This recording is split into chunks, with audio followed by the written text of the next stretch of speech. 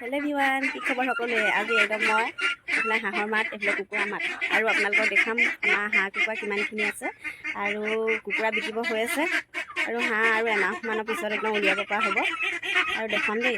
এইফালে হাঁহ আছে আৰু এইফালে কুকুৰা আছে দেই। এয়া কুকুৰা আছে, ইয়াত 100 আছে। এইফালে দেখিছেনে? বহুতে বিচাৰি আছিলে মোক কুকুৰা বিকিব পৰা হ'লে জনাবচোন দেই বুলি কৈ আছিলে, আৰু কুকুৰাখিনি বিকিব পৰা হৈছে বাৰু।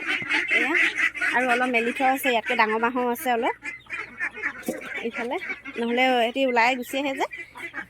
আৰু এইফালে তলতো আছে আৰু 1 কেজি 1.5 কেজি ওজনো আছে, ডাঙৰ ডাঙৰ। আৰু এইফালে হাঁহ আছে, দেখুৱাম দেই আপোনালোকৰ হাঁহকেইটা। এইফালে হাঁহ আছে,